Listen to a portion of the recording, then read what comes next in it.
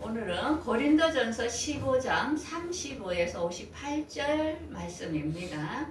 오늘 제목은 부활의 차이는 씨의 열매이다 하는 제목으로 오늘 말씀을 전하고자 합니다. 오늘 말씀이 좀 어렵죠? 이해가 안 되죠?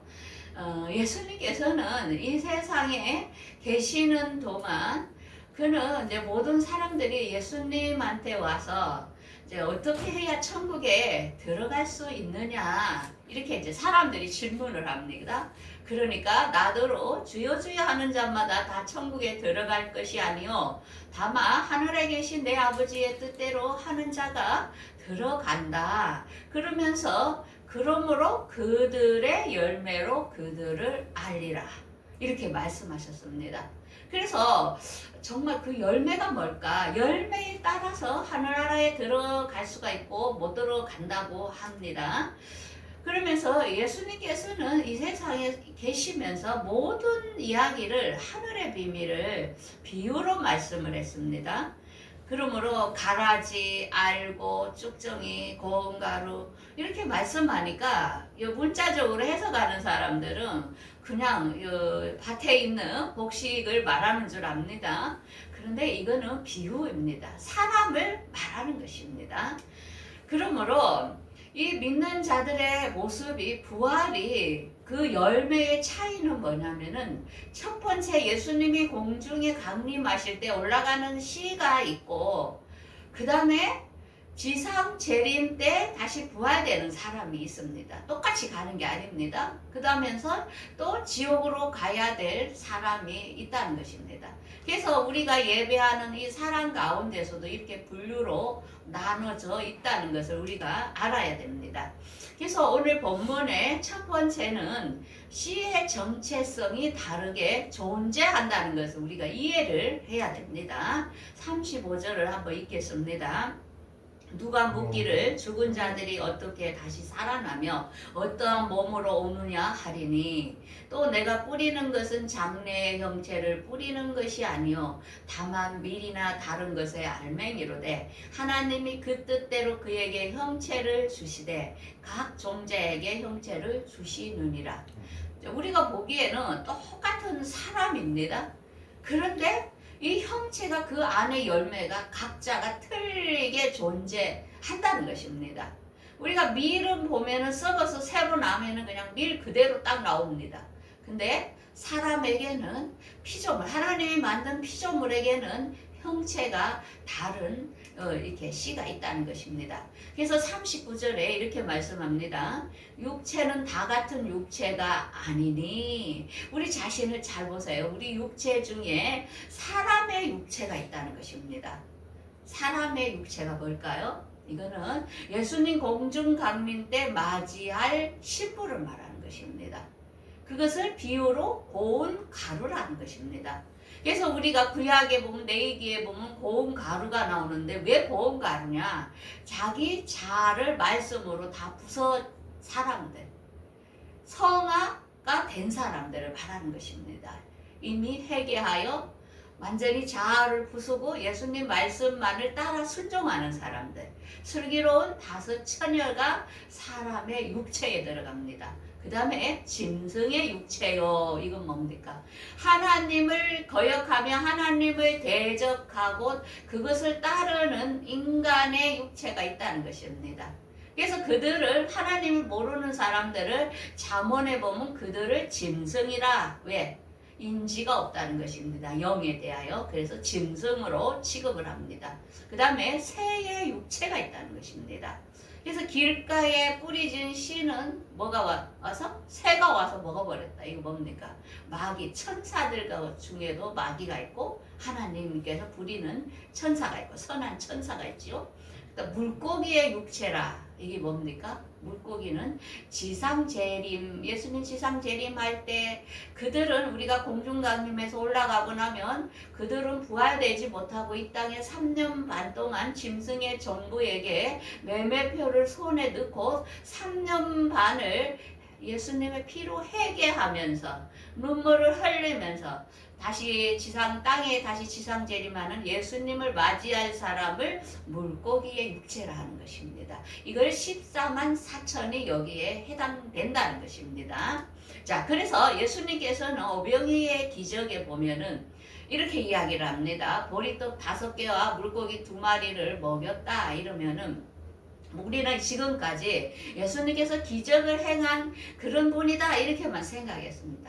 근데 이것을 이 안에 비유로 씨에 대한 정체성을 감춰놨다는 것입니다. 이게 그 떡을 먹은 사람은 누구? 5천 명의 남자라 했습니다. 이 남자라는 것은 첫째 공중강림에 들어가는 사람을 남자랍니다. 이 세상에 존재하는 남자를 말하는 게 아니고 첫 번째 올라갈 신부를 말하는 것입니다. 여기서 물고기 2개는 뭡니까? 물고기는 여자라 했습니다. 여자. 그의 먹은 아이가 여자와 아이들이라 이렇게 했는데 여자는 지상재림에 남았다가 부활될 사람을 말하는 것입니다. 그러므로 40절에 이렇게 말합니다. 하늘에 속한 형체도 있고 땅에 속한 형체도 있다.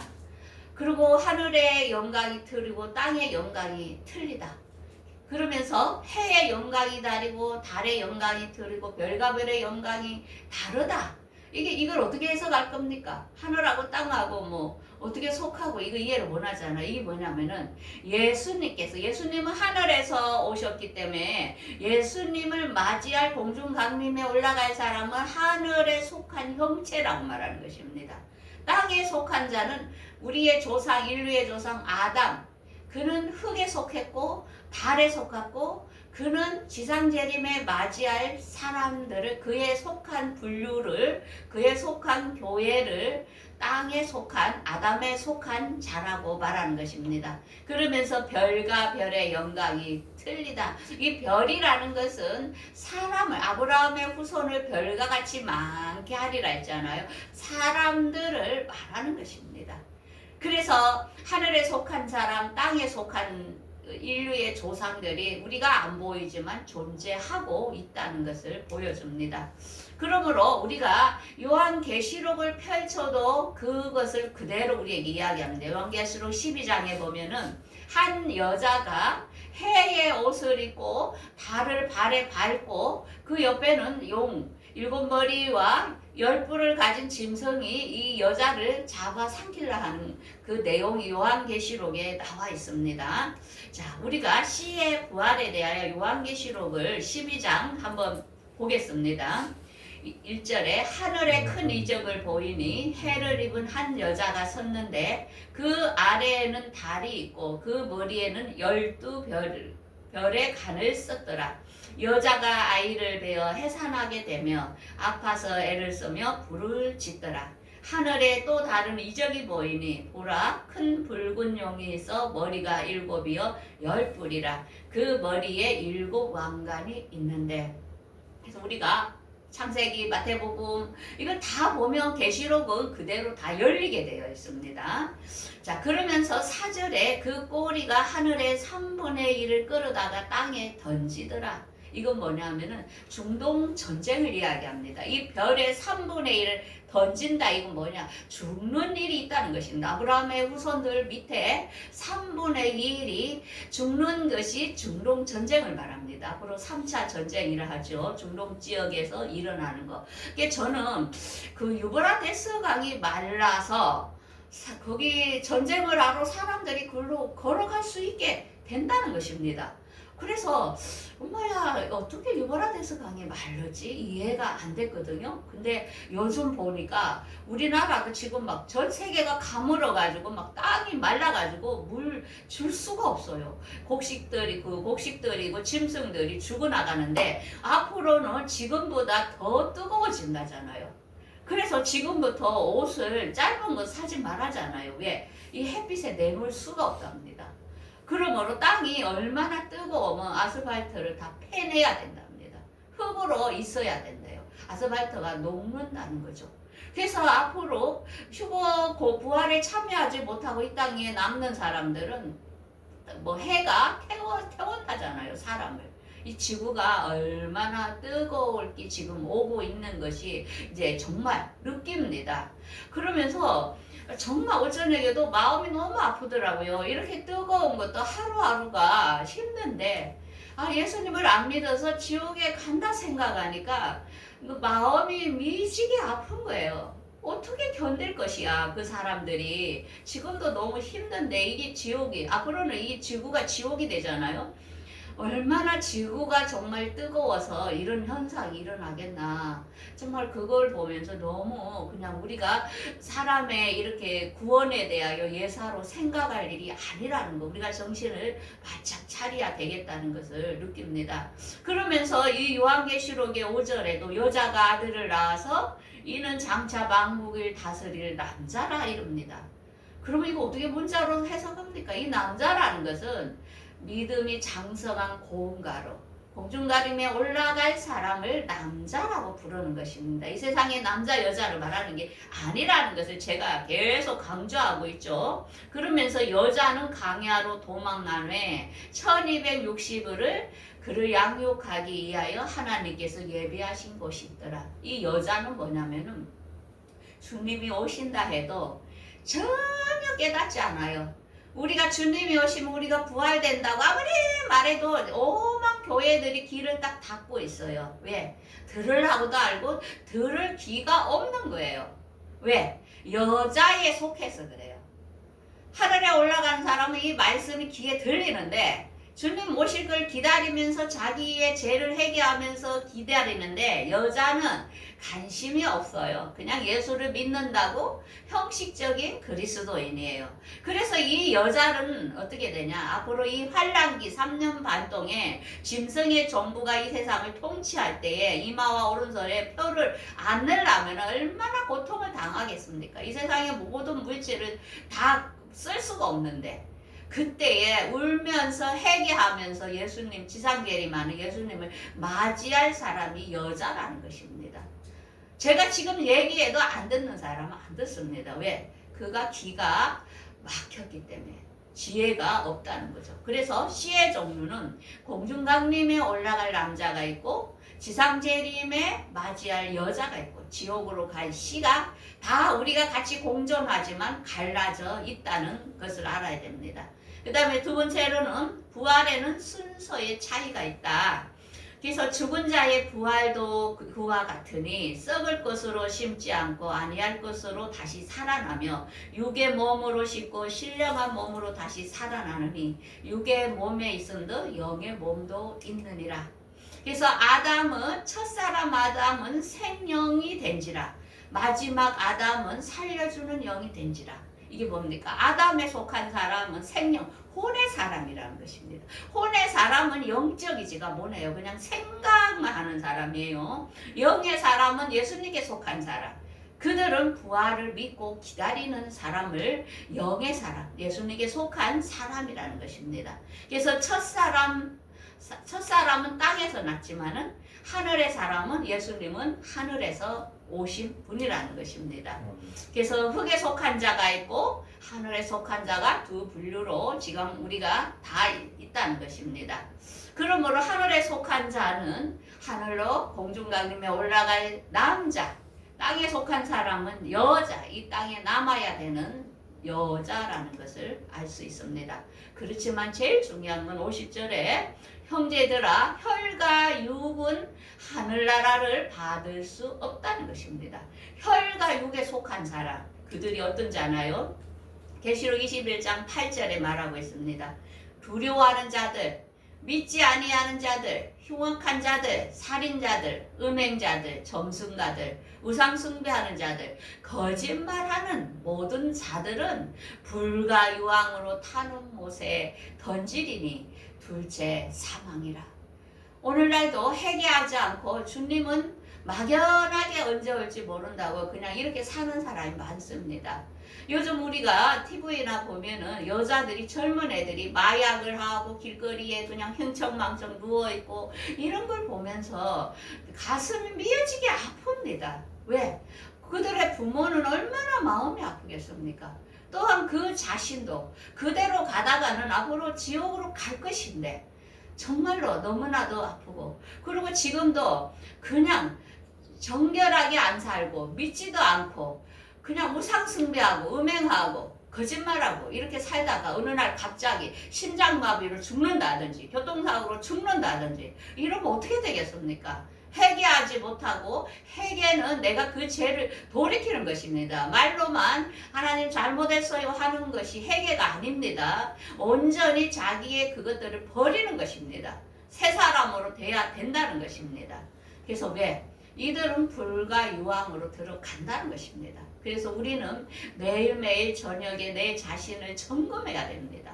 정말 하나님과 교제하면서 내 영혼을 정말 하나님의 음성을 들으면서 거룩하게 살아가야 된다는 것입니다.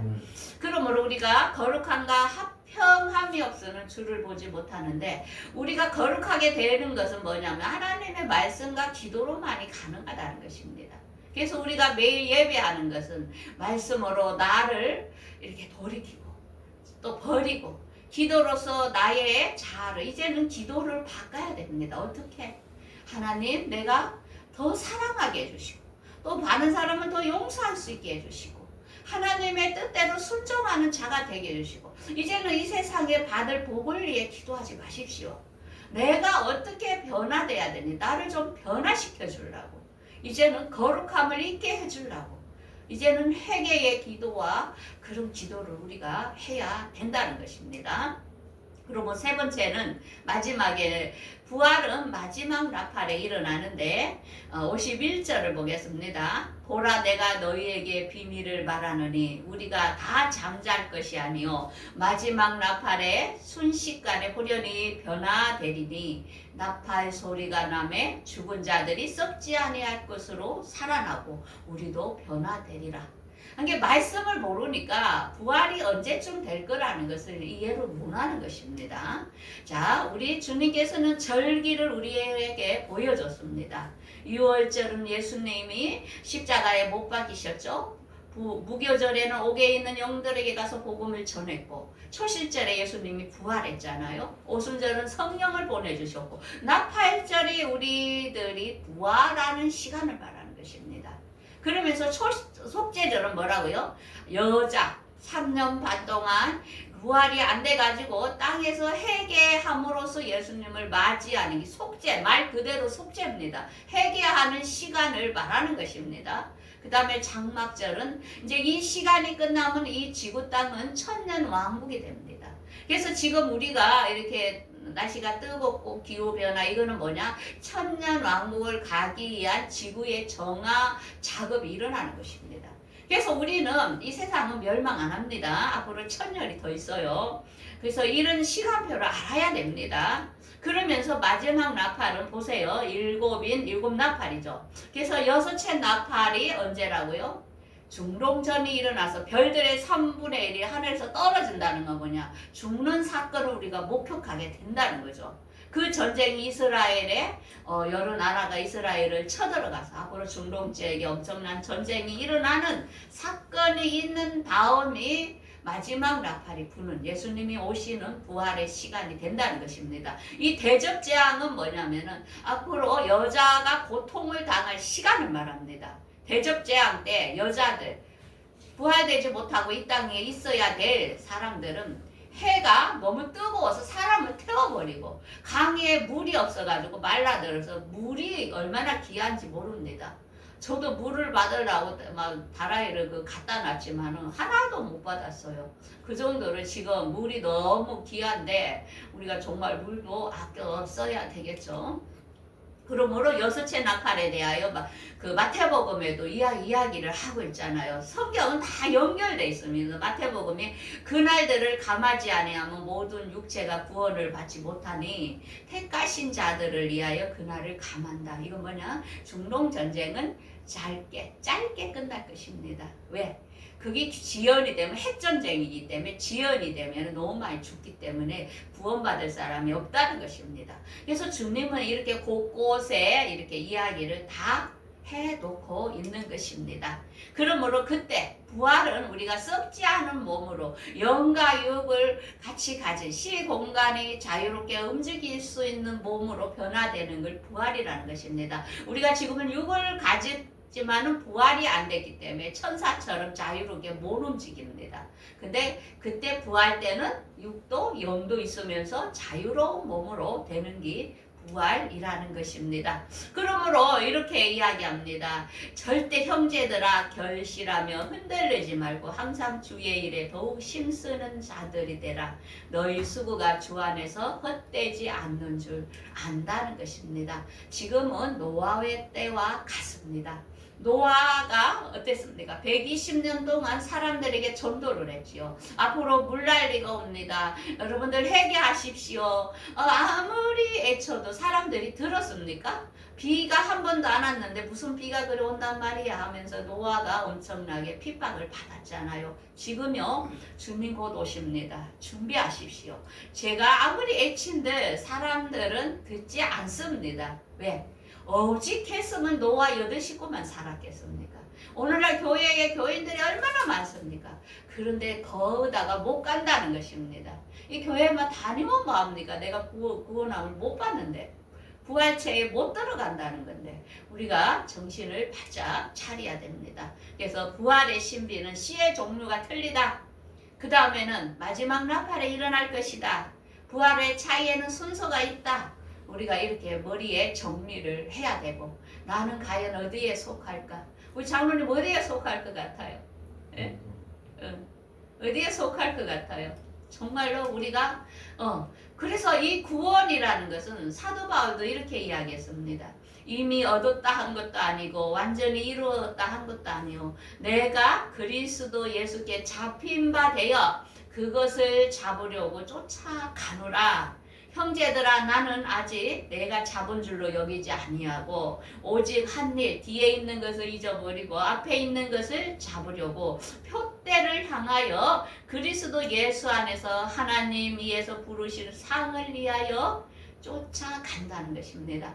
그래서 구원은 끝까지 우리가 거룩하게 살아가는 것입니다. 우리가 시험 칠 때 끝까지 내일 시험이면 오늘까지 공부해가지고 치러 가듯이 그게 중요합니다. 그래서 우리의 삶은 가장 구원의 삶은 뭐냐면은 사랑의 삶이라는 것입니다. 가장 완성은 사랑입니다. 그래서 주님께서 세 계명을 주면서 서로 사랑하라 했습니다. 그래서 하나님을 사랑하고 내 이웃을 사랑하고 그 자가 신부라는 것입니다. 예수님을 닮는 것이고 우리가 하나님 말씀에 순종하는 게 사랑입니다. 그래서 가장 신앙에 성숙된 사람은 이 사랑의 실천을 아주 잘하는 사람이라는 것입니다.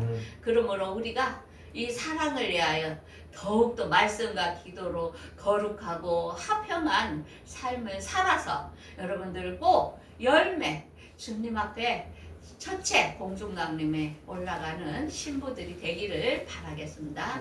기도하겠습니다.